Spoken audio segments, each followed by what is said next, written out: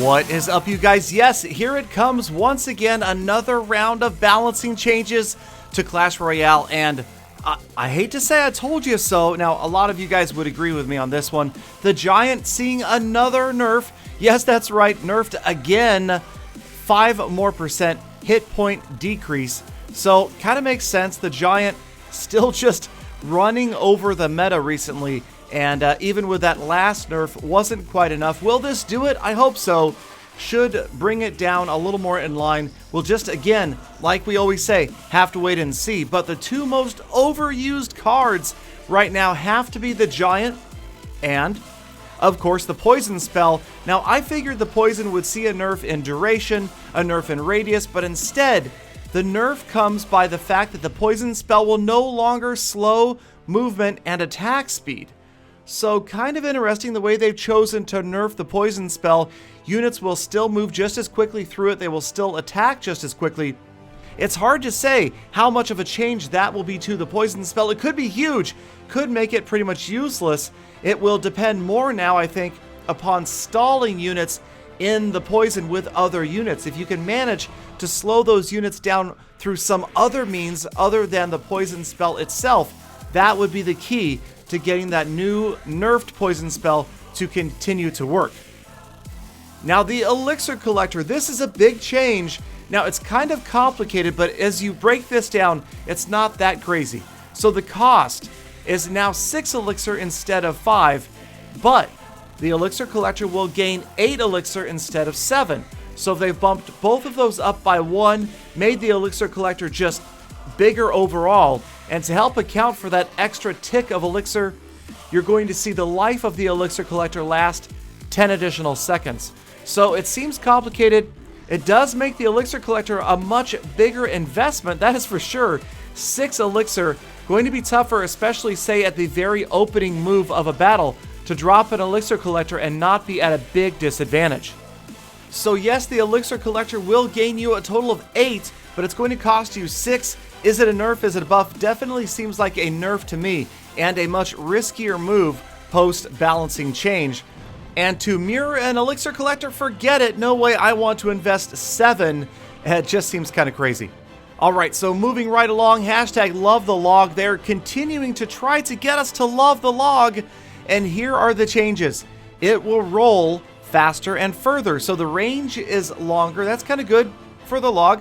Rolling even faster, so again, a double buff on the log from where we saw it in the past. So faster and further, but Galadon, that's not enough to get me to love the log. I understand. How about this? An additional 9% in damage. Now that seems like a pretty significant change in a world of 3, 4, 5% changes. To boost the damage by 9% could be what we've been waiting for a 2 Elixir log to finally get some love. Right here we've got Legend using it in a very popular top player deck right here. Got that rocket and the log in there as well. But let's move on. Let's talk about the changes to the Skeleton Army. Now, you definitely don't see a lot of use of the Skeleton Army at the top end of play. Down in the middle range, though, pretty popular. And check this one out. Elixir cost decreased to 3 from 4. Oh my gosh, Galadon, that's going to be so OP. That's crazy. How could they do that? Hold on, we're not done yet. Of course, it comes with some other changes as well that are not going to make it look quite so appealing, and that is we're losing 5 skeletons. That's a lot of skeletons to lose. So the total skeletons that come in the army, 16 instead of 21. Go Ledoux, I don't know what they've done with all those guys. But one more change as well. Check this out. Skeleton level increased by 5. So there will be fewer skeletons, but they will be better skeletons. I don't know. This one, once again, so many different changes that I feel like it's going to be difficult to tell exactly where it's going to land post-balancing. One of those things we're going to have to wait for, see it in action, and just feel how much stronger or weaker it really is. And last but not least, we are seeing changes to golems all over the place. So the Ice Golem and the Golem are both going to see this change.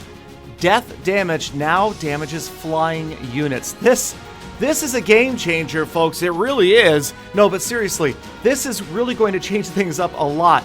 The fact that you're going to have a minion horde on top of that, or whatever you have on top of a golem or an ice golem, it's going to damage those units upon death. That is going to change things significantly. And again, we have to see exactly how much damage that's going to do. I'm imagining it probably won't wipe out an entire minion horde immediately, but it could be pretty significant in changing people's strategies for dealing with the Golem and the Ice Golem. So there are the changes coming to Clash Royale. It is going to happen, you guys, and it's going to be crazy. Let me know what you think of these changes, what you think you'll maybe be using less of. Is this enough to destroy the Giant Poison meta? That with the new cards coming to the game as well? I certainly hope so, and I am ready for more diverse decks. I always say that at the risk of repeating myself. But that's going to do it, you guys. Thank you again for watching.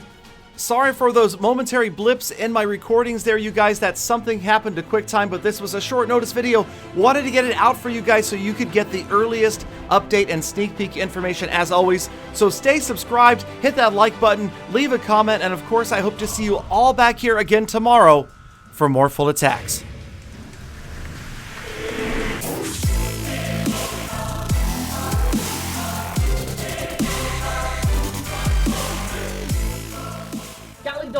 You're saying Golem wrong, it's Golem.